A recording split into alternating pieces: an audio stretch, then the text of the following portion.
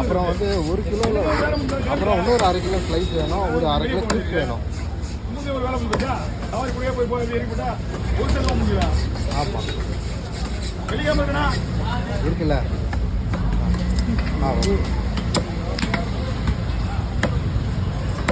சரி சரி.